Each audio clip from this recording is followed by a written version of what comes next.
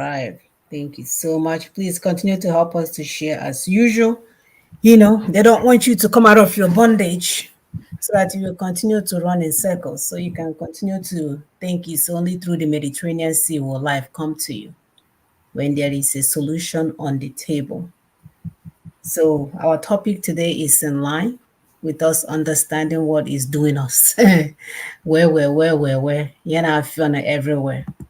So who are the enemies of the people? They are everywhere. We're just going to touch the section of it because it's enormous. So we're going to begin with the ones that are right in our faces because they are there all the time. So welcome to the program. Welcome, welcome. Our topic again is who are the enemies of the people? According to Kofi Annan, a genocide begins with the killing of one man, not for what he has done, but because of who he is. And we have witnessed number of genocides in our lifetime. May is that month of the year when we remember the massacre of the Biafran people. As a matter of fact, I was checking something with this Biafran thing and something told me, oh, you can, when he mentioned bloodthirsty, he says you can't, you can't, there was a language that was used. Bottom line is that they don't want this information to go out there because we are not Jew, you know, you have to be Jewish for them to remember the Jewish genocide. But our own is a candy genocide. They were eating chewing gum genocide. So month is that month of the year when we remember the massacre of our people because we remember, we're talking about our ancestors, our brothers and sisters, our grandmothers, our uncles, people that would have done one or two things in our lives and make it better. And that wasn't allowed to happen.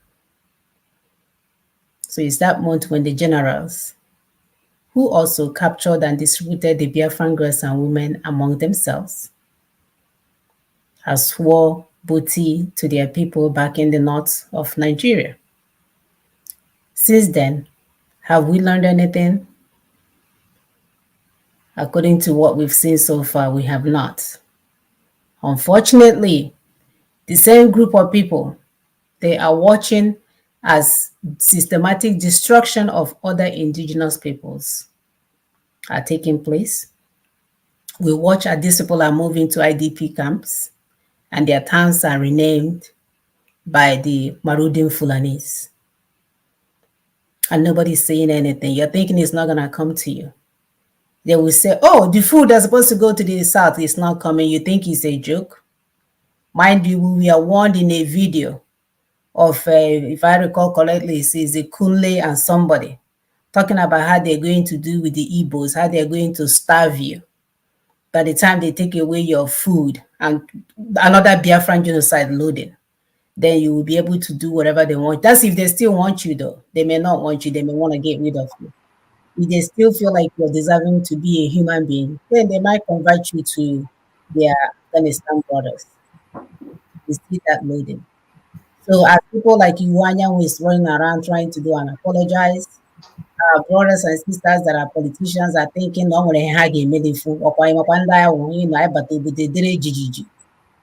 until they come and knock on your door and pick you up like a crumb that you are. You will never understand the need to push for Nina's agenda so that we can end this mayhem once and for all. So today we will continue our advocacy and enlightenment on how to upon the falsehood and the mechanism of self-hate that is manufactured in Britain against indigenous peoples. They did this across the board. We are not the only one. If you go to Indonesia, they planted this, they sowed this seed of discord, planted this wicked warmongering people all over us. Get the ones like we will hear in this show, the ones that are not part of what is being done, the ones that our ancestors will give matches and say, go sit in the forest because you're not capable of being a member of the society. Those are the ones they want and brought out and made them our leaders. That's why they will never speak for you, no matter how much you cry.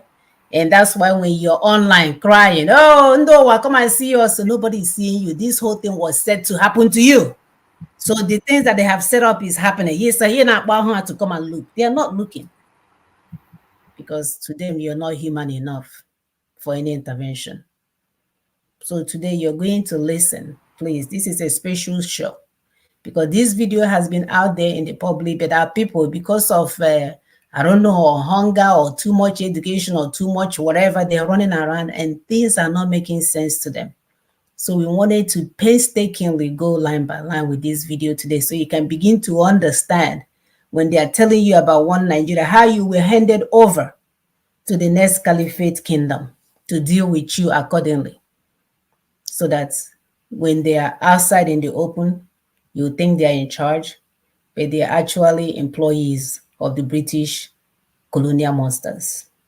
And until you begin to understand that, until you begin to revisit that, you will think that if you build your home in a Ikoyi and all these things that you get it made, no, somebody owns that space. You live in an Osman Danfodio's estate. Begin to understand that, begin to appreciate that, and they can do and undo. But you, the indigenous peoples, you do have the power to take your sovereignty back because you never gave it to them in the first place. It was stolen from you. To say, Ozugozien, you are the one delaying this effort. You're the one delaying this movement. You're the one delaying the manufacturing of institutions and schools and everything else that we're supposed to have in our space. You, the ignorant ones, are the one delaying it, and not even the caliphate, not you. So you must empower yourself with information, the correct information, so we can get to our destination and get there fast.